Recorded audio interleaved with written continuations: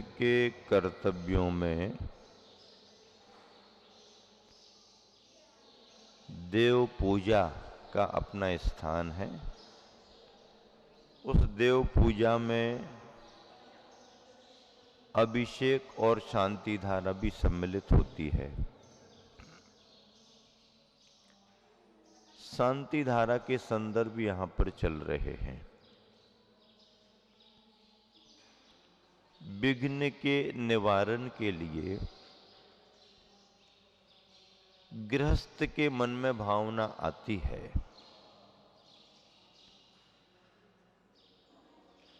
और उसकी भावना की पूर्ति के लिए विघ्न के निवारण के लिए धार्मिक अनुष्ठान कारण बनते हैं। धार्मिक अनुष्ठानों में जिनेंद्र भगवान का महाभिषेक भी कारण है। जिन बिंब दर्शन भी बड़ा कारण है। शांति धारा भी बड़ा कारण बनती है। आचार्य वीरसेन स्वामी महाराज जी ने धवला में लिखा है, आचार्य कुंद कुंद स्वामी ने भी अपने ग्रंथों में इस बात को रखा है कि जिनेंद्र भगवान की प्रतिमा यानी जिन बिंब के दर्शन करने से मिथ्यात्व का परिणाम तो दूर होता ही होता है,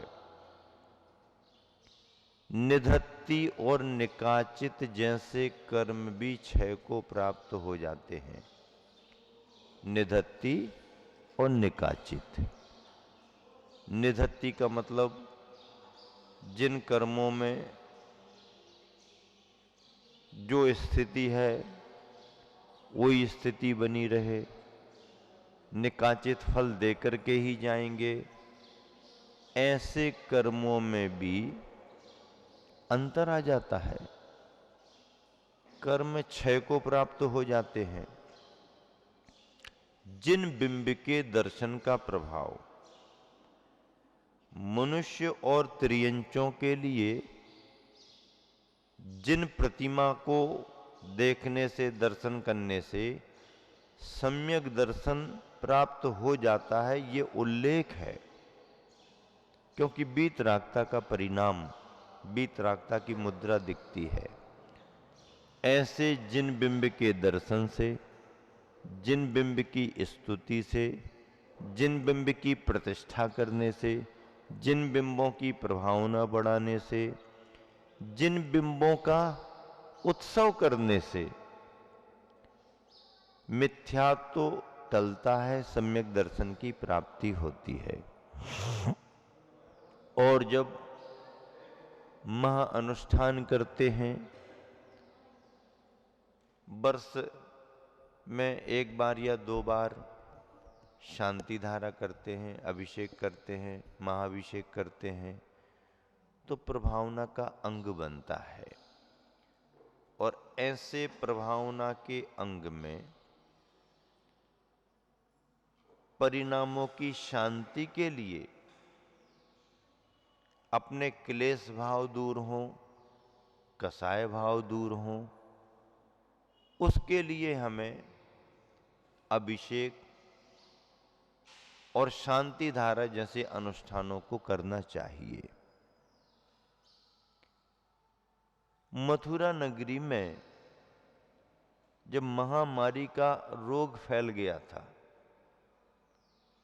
और संपूर्ण मथुरा नगरी चपेट में आ गई, जैसे कोरोना के काल में पूरा देश चपेट में आ गया, पूरी दुनिया चपेट में आ गई, हर गांव में, हर नगर में सब लोग बीमारी से ग्रसित हो गए। ये भी एक महामारी ही थी। तो ऐसी महामारी से ग्रसित आपने सब सामने सामने देखा है।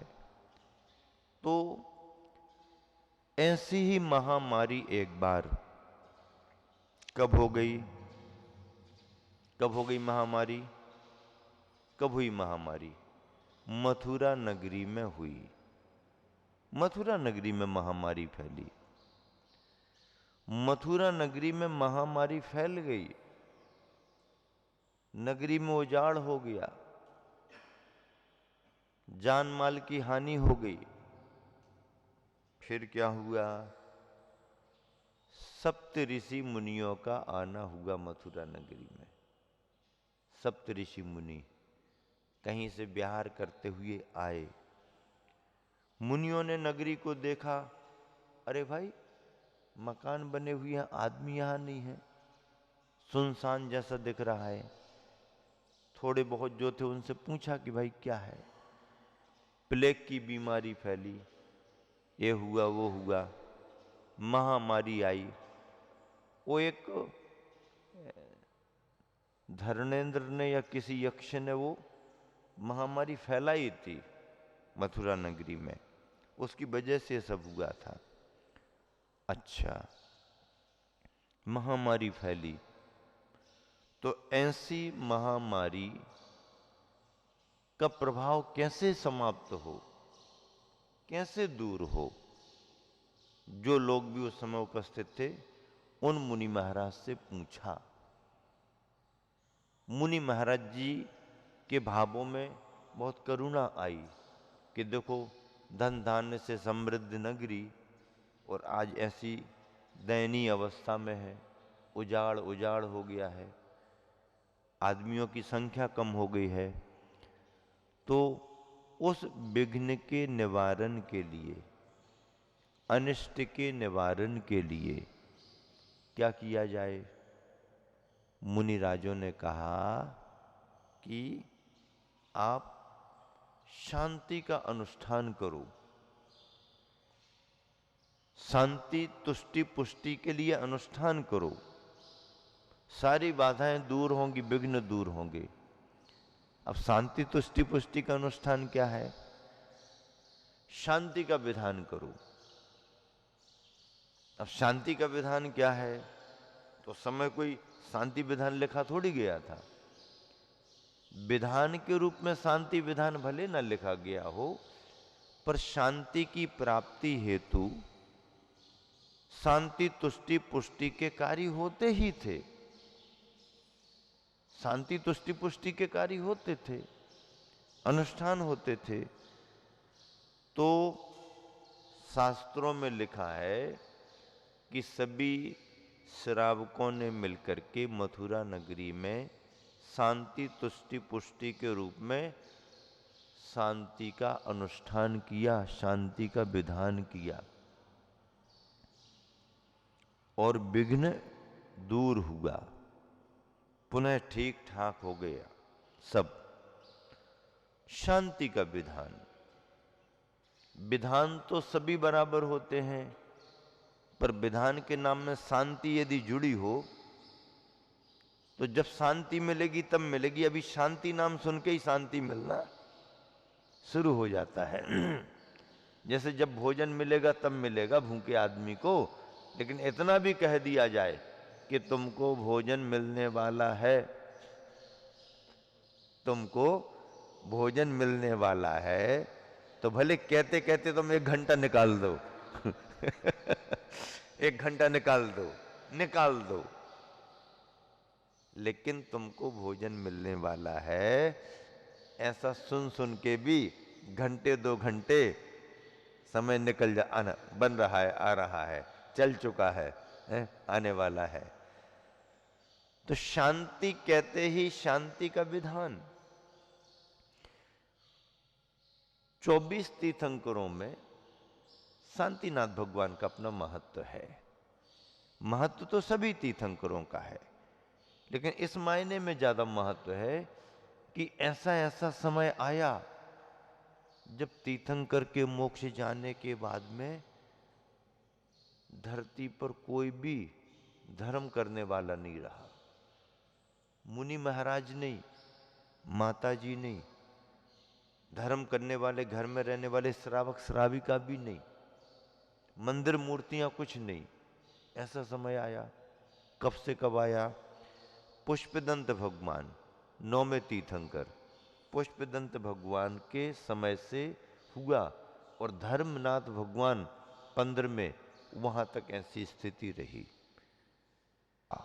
जब धरती पर कोई भी मंदिर नहीं, मूर्ति नहीं, मुनि नहीं, आरिकाएं नहीं, घरों में रहने वाले श्रावक श्राविका भी अपना धर्म नहीं पाले, लेकिन जैसे ही शांतिनाथ भगवान हुए और शांतिनाथ भगवान का शासन जैसे चला, तो शांतिनाथ भगवान का शासन जैसे ही प्रारंभ हुआ तो फिर शांतिनाथ भगवान से लेकर के महावीर भगवान तक और महावीर भगवान से लेकर के आज की तारीख 10 अक्टूबर रविवार के दिन तक धरती पर कोई ऐसा समय नहीं आया जब चतुर्वेद संघ का सद्भाव न रहा हो।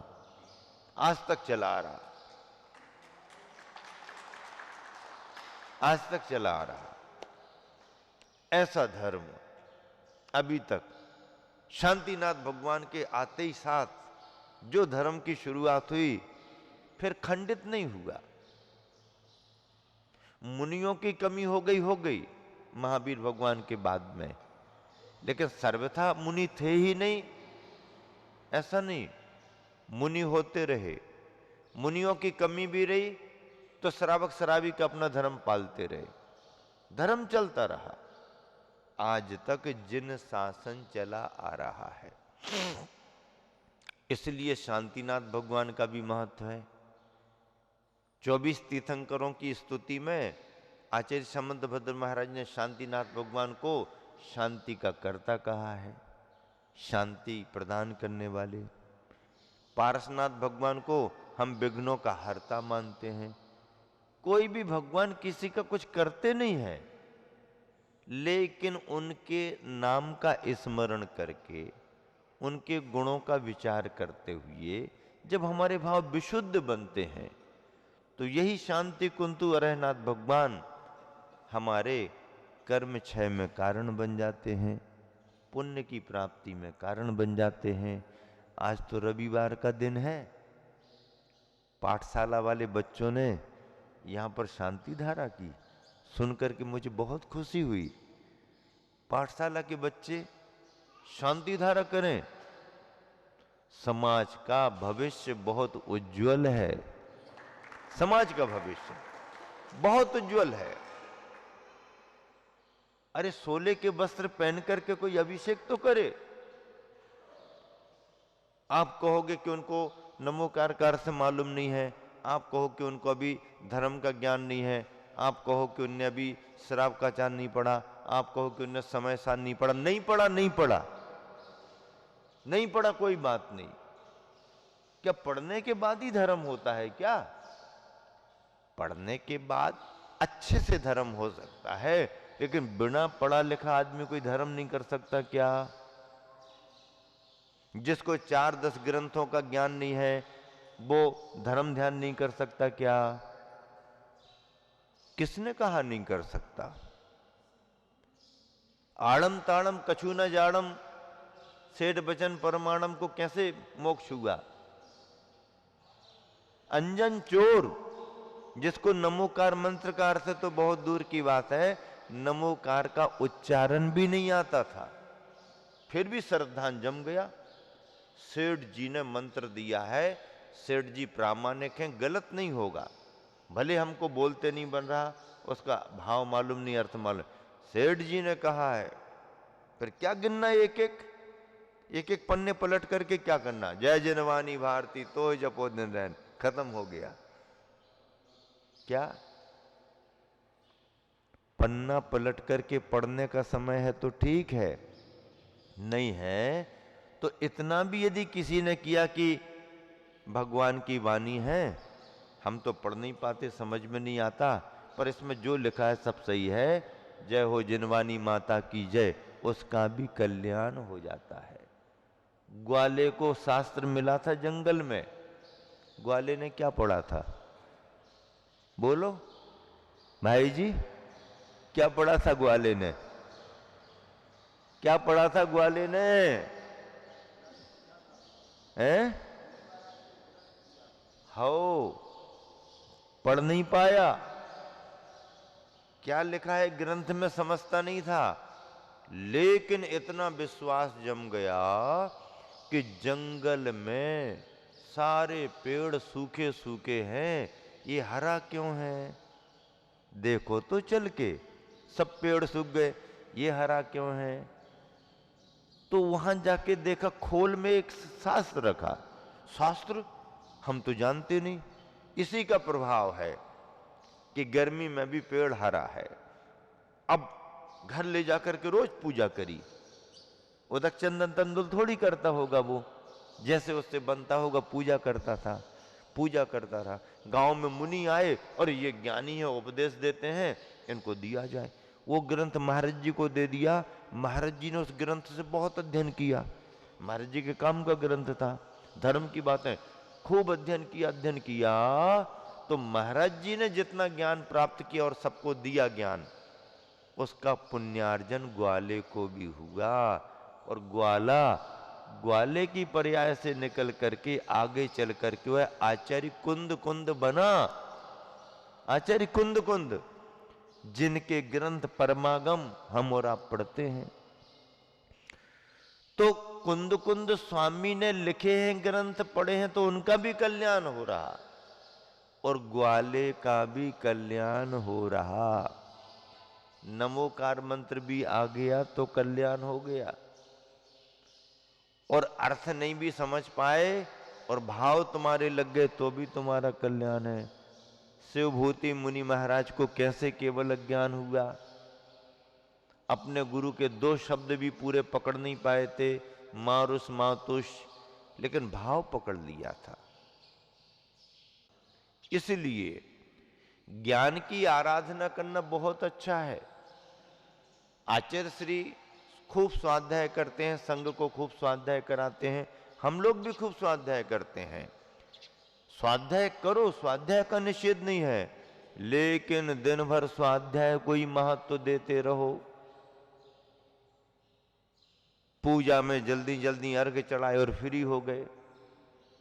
अभिषेक शांति धारा से कुछ लेना देना नहीं, महाराज जी के प्रवचनों से कुछ लेना देना नहीं।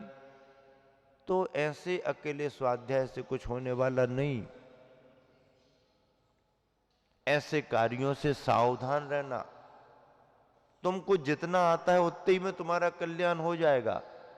और यदि तुमने यहां वहां की बातें सीख ली तो कल्याण तो एक तरफ रहा, अकल्याण तुम्हारा जल्दी हो जाएगा। अकल्याण से पहले बचो।